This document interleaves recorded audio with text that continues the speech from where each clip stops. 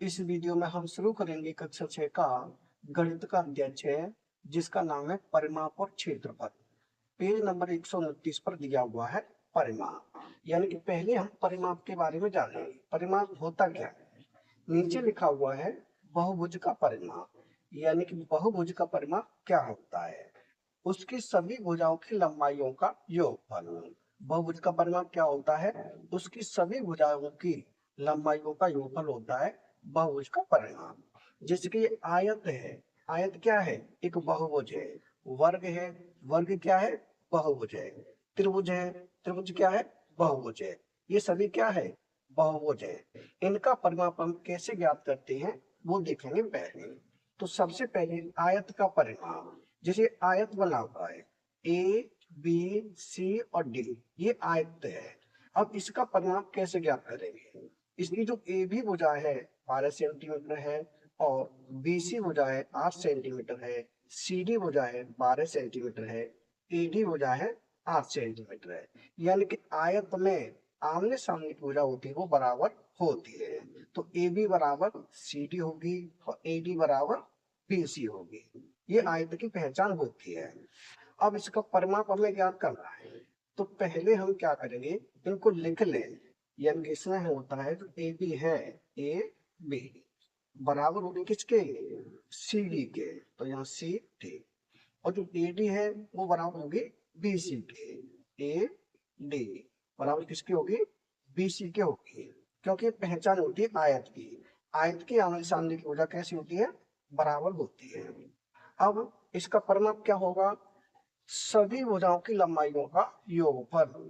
तो सभी भुजाएं क्या है? ये ए बी, इनको लिखे A B plus B C plus C D plus A D, ये हो गई आयत की सभी भुजा। अब ए बी तो हमने यहां लिख लिया A B plus B C plus C D. जो सी डी है वो किसके बराबर है? ए बी के बराबर। तो सी डी की जगह पे हम क्या लिख सकते हैं? ए बी लिख सकते हैं प्लस ए डी, और ए डी किसके बराबर है? बी सी के। तो ए डी की जगह पे बी सी हम लिख सकते हैं, तो यहाँ लिख देंगे बी सी। अब हमारे पास ए बी और ए बी दोनों को जोड़ेंगे तो ये हो जाएगा 2 A B plus B C और डी सी, इनको भी जोड़ेंगे तो हो जाएगा 2 बी सी। अब दो दोनों में कॉमन है, दो बाहर निकाल देंगे, यानी यहां बचेगा ए बी प्लस बी सी।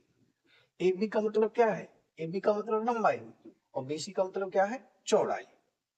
हो जाएगा तो ए बी की जगह पे क्या लिख सकते हैं? ए बी क्या है? लंबाई है। तो यहाँ लिख देंगे लंबाई प्लस बी सी क्या है? चौड़ाई है। तो यहाँ लिख देंगे चौड़ाई। यानी कि आयत के परिमाप का फॉर्मूला क्या बन जाता है? ये बन जाता है आयत के परिमाप का फॉर्मूला। आयत के परिमाप का फॉर्मूला क्या होता है? दो ब्रैकेट के बाहर ब्रैकेट में लंबाई प्लस चौड़ाई। किसी भी आयत का जब परिमाप ज्ञात करना हो तो इस फॉर्मूले को रख देते हैं और उसका परिमाप ज्ञात हो जाता है। जैसे इसी का हमें ज्ञात करना है तो यहाँ कर देता हूँ आगे।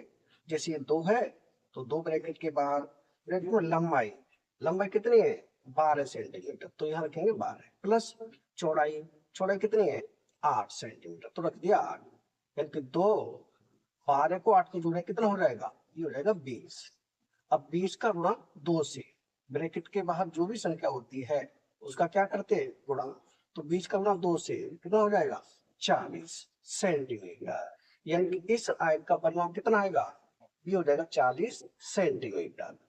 अब हम देखें वर्ग का परिमाप। किसका परिमाप? वर्ग। वर्ग की पहचान क्या होती है? वर्ग की सभी भुजा समान होती है, यानी कि बराबर होती है। तो यहाँ करता हूं मैं आगे। वर्ग में क्या होगा? इसकी ए बी भुजा होगी बी सी के बराबर, बराबर सी डी बराबर डी ए। यानी कि ए बी भुजा बी सी के बराबर होगी, बी सी भुजा सी डी के बराबर होगी, और जो सी डी भुजा ए डी के बराबर होगी। यानी कि वर्ग की सभी भुजाएं बराबर होती है। अब जैसे इसका परिमाप क्या होगा? सभी भुजाओं की लंबाइयों का योगफल। तो सभी भुजा क्या है? भुजा है A B plus B C plus C D plus D A. अब इस सभी भुजा कैसी है, बराबर है, तो जैसे ए बी तो लिख दिया A plus B C, B C किसके बराबर है, ए बी के, तो यहाँ भी लिखेंगे A B plus C D, C D भी किसके बराबर है, ए बी के, तो यहाँ भी रख दिया A B plus D A, D A किसके बराबर है, ए बी के, तो यहाँ भी रख दिया ए बी।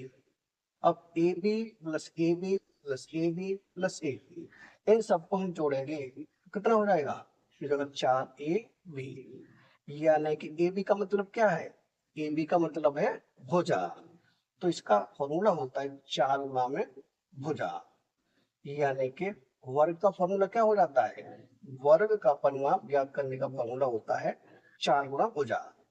अब इस फॉर्मूले में रखकर किसी भी वर्ग का परिमाप हम ज्ञात कर सकते हैं, जैसे इसकी भुजा कितनी है 2 सेंटीमीटर, तो ये हो जाएगा 4 गुणा में 2, 4 दूनी कितना होगा 8, 8 सेंटीमीटर, यानी इस वर्ग का परिमाप कितना आएगा, ये हो जाएगा 8 सेंटीमीटर। अब देखेंगे हम त्रिभुज का परिमाप, तो ये त्रिभुज है, त्रिभुज की भुजा अलग अलग है, यानी कि यहाँ 2 सेंटीमीटर है, 3 सेंटीमीटर है और 4 सेंटीमीटर है, तो यहाँ पर करते हैं आगे।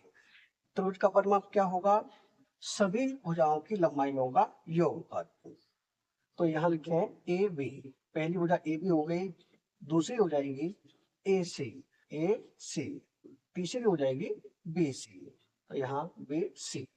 अब ए बी कितनी है 2 सेंटीमीटर, तो यहाँ लिखेंगे 2 प्लस ए सी कितनी है 3 सेंटीमीटर, तो यहाँ लिखेंगे 3, बी सी कितनी है 4 सेंटीमीटर, तो ये होगा 4, इन सबको जोड़ेंगे 2 3 5, 5 और 4 9, कितना हो गया 9 सेंटीमीटर, यानी कि इस त्रिभुज का परिमाप क्या होगा, ये हो गया 9 सेंटीमीटर, क्योंकि इसकी जो सभी भुजाएं हैं वो अलग अलग है, तो सभी भुजाओं को हम जोड़ देंगे, वही त्रिभुज का परिमाप हो जाएगा, यानी कि आयत के परिमाप का फॉर्मूला क्या बन गया, ये होता है 2 ब्रैकेट के बाहर लंबाई प्लस चौड़ाई, और वर्ग का परिमाप इसके लिए फॉर्मूला क्या होता है, ये होता है 4 गुणा भुजा, ये हो गया आयत और वर्ग का परिमाप का फॉर्मूला। इस वीडियो में रखते हैं इतना ही, अगर वीडियो पसंद आए तो लाइक करें, कमेंट करें, अपने दोस्तों के साथ शेयर करें, धन्यवाद।